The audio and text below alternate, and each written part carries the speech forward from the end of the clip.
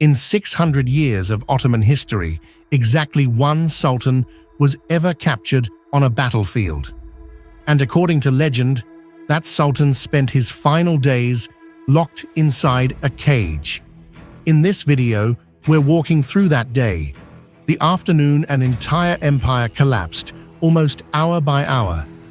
Because what happened outside Ankara on July 28, 1402, didn't just decide a battle. It delayed the fall of Constantinople, the city we now call Istanbul, by half a century. As for the cage, I'm saving that answer for the end, because honestly, the truth is stranger than the legend. The year is 1402. The two superpowers of the medieval world are marching straight at each other. In the West, a young, aggressive empire that has Europe terrified, the Ottomans. In the East, a war machine that has crushed everything from Samarkand to Delhi, Timur. Between them, one dusty plain in central Anatolia. By the end of this video, you'll see how history can build up pressure for a century and then settle everything in a single afternoon. They called Sultan Bayezid the Thunderbolt, and he earned it. He moved armies between continents so fast that his enemies never knew which direction he'd appear from. He'd shattered a crusader army in the Balkans, swallowed the small Turkish states of Anatolia one by one, and set his sights on the greatest prize of his age, Constantinople. He'd been blockading the city for years, and honestly, it was close to falling. He was 42 years old, fighting wars on two continents at once, and he considered himself the most powerful ruler alive. The uncomfortable part? Up to that point, he was probably right. So that's the picture, a sultan at his peak. Fast, feared, and supremely confident. But out east, there was a man who had learned the meaning of power from a much darker dictionary.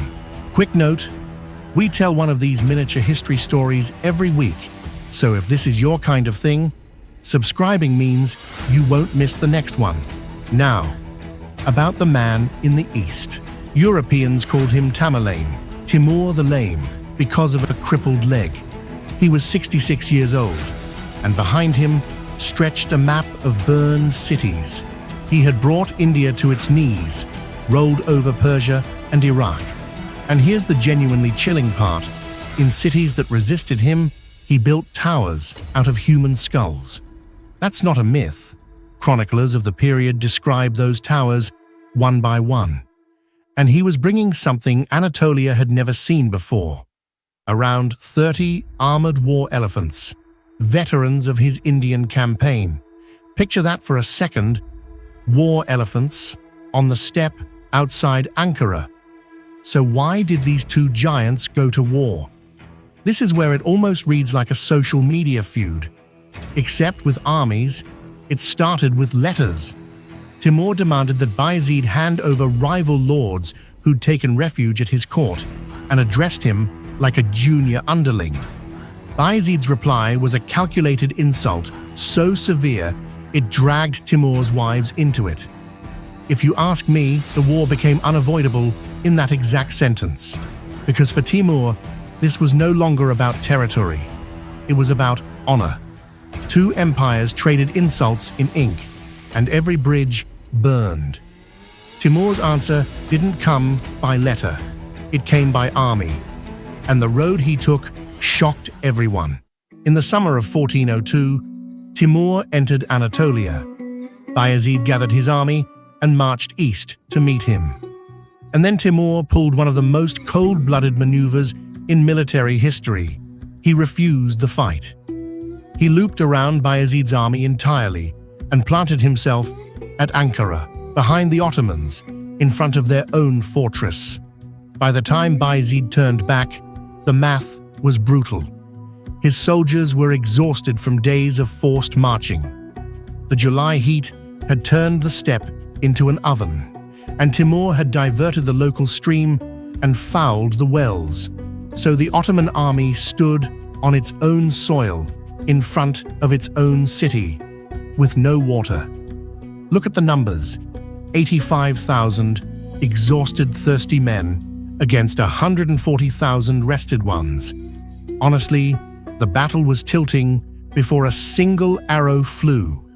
Timur was winning this war with geography before touching a sword. But thirst wasn't Bayezid's real catastrophe. The real catastrophe was standing inside his own ranks. This next part is the least known piece of this story, and to me, the most painful. Because what actually broke the Ottomans at Ankara wasn't the elephants, and it wasn't the thirst, it was betrayal. And when you hear who switched sides, you might actually feel sorry for Bayezid. On the morning of July 28th, the two armies met on the plain of Chubuk. For the first hours, the Ottoman line held, exhausted, thirsty, but holding. Then came the moment most history books compress into a single sentence. The Black Tatar cavalry, fighting in the Ottoman ranks, wheeled their horses around mid-battle and joined Timur. And behind them, the soldiers of the Anatolian states Bayezid had annexed spotted their old lord's banners flying on Timur's side of the field, and walked away, contingent by contingent. Picture that. Your army is dissolving in front of your eyes. Within hours, tens of thousands either defected or simply left. But not everyone ran. And here's the wild part.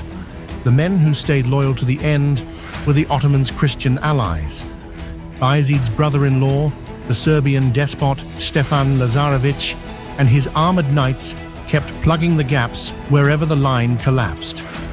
Even enemy chroniclers wrote about how the Serbs fought that day with open admiration. At Ankara, the Ottomans were beaten by their own army before Timur's, which leaves one question. How does a sultan actually get captured?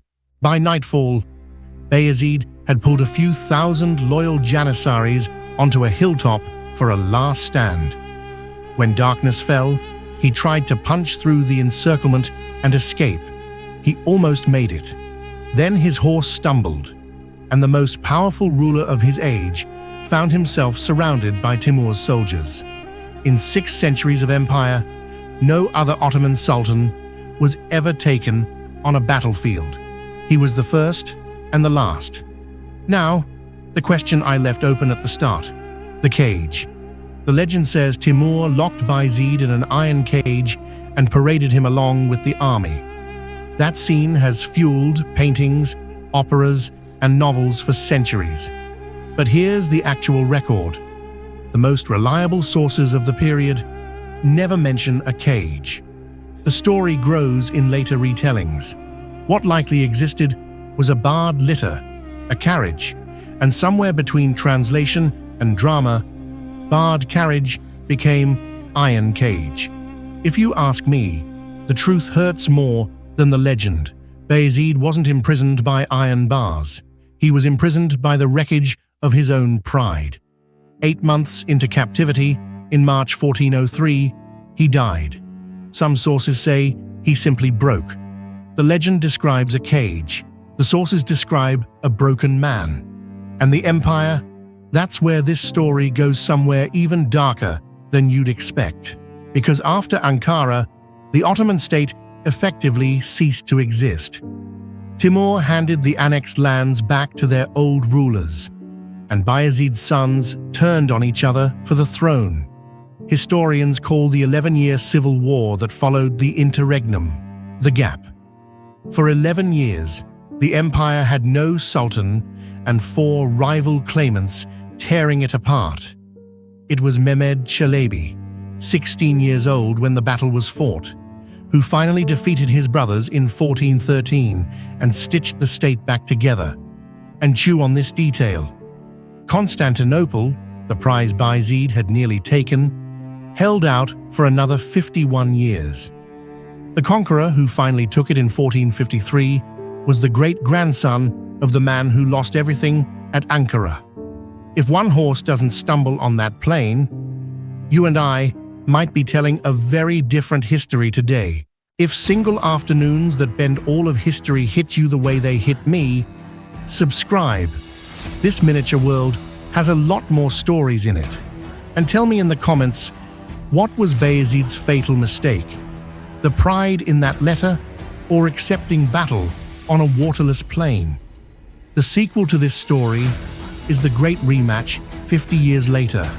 The night a 21-year-old dragged 70 ships over a mountain. That video's right here.